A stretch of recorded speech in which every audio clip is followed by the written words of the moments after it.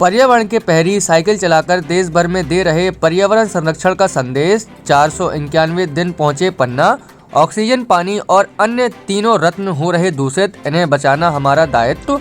हम जिस वातावरण में रहते हैं उसमें ऑक्सीजन, पानी और अन्न सबसे महत्वपूर्ण है। हमारे वेदों में इन्हें रत्नों की संज्ञा दी गई है, लेकिन ये तीनों ही दूषित हो रहे हैं।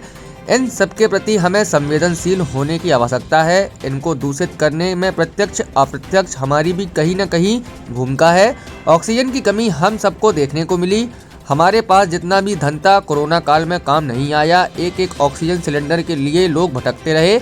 वह भयावह दृश्य था। इन सब स्थितियों को देखते हुए मन में पर्यावरण संरक्षण के लिए जनजागरण अभियान चलाने का मन में ख्याल आया। कन्याकुमारी, तमिलनाडु से 22 अक्टूबर 2022 को अभियान की शुरुआत की और साइकिल से जन जागरण करने निकल पड़ा। यह कहना है 491 दिन 29,000 किलोमीटर साइकिल चलाकर पन्ना पहुंचे इटावा, उत्तर प्रदेश के रहने वाले रोबिन सिंह का। रोबिन ने कहा है कि हम ऑक्सीजन के संरक्षण की बात करेंगे तो जंगल याद आएंगे, जल संरक्षण पर चर्चा करेंगे तो नदियां याद आएंगी, जब हम अन्न की बात करेंगे तो उसके अंदर केमिकल का होना पेस्टिसाइड्स है, वह से कैंसर जैसी बीमारियों का शरीर के अंदर प्रवेश करना, जो कि भोजन के रूप में हमारे शरीर में पहुंचकर बीमार कर रहे हैं। इन सब विषयों पर जब हम मंथन करेंगे तो पाएंगे कि हम ऑक्सीजन, जल और अन्न के संरक्षण में काफ़ी पीछे हैं। इन सभी विषयों पर हमें संवेदनशील होकर चिंतन करने की आवश्यकता है। कन्याकुमारी, तमिलनाडु से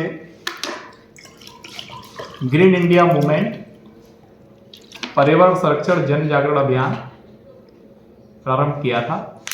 अभी तक 491 दिन हुए हैं। 23 राज्यों से होते हुए 24वें राज्य मध्य प्रदेश आए हैं, जिनमें से तमिलनाडु, केरल, कर्नाटका, आंध्र प्रदेश, उड़ीसा, झारखंड, वेस्ट बंगाल, आसाम, मेघालय, त्रिपुरा, मिजोरम, बिहार, यूपी, उत्तराखंड, पंजाब, हरियाणा, दिल्ली, राजस्थान, गुजरात, गोवा, तेलंगाना, महाराष्ट्र, छत्तीसगढ़ होते हुए 24वां राज्य मध्य प्रदेश है।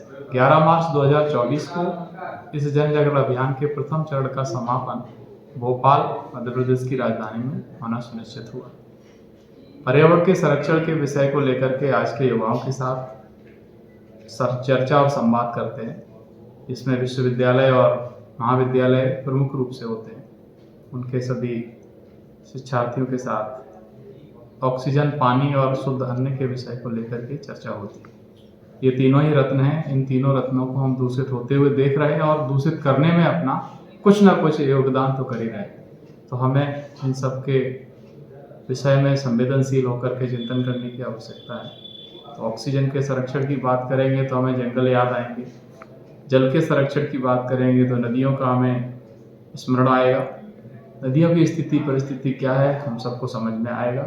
जब हम अन्न की बात करेंगे तो उसके अंदर केमिकल फर्टिलाइजर्स का होना, पेस्टिसाइड्स की वजह से उनके अंदर कैंसर जैसी बीमारियों का प्रवेश करना, जो हमारे खाने के साथ हमारे शरीर में आकर के हमें बीमारी ग्रस्त कर रहे हैं।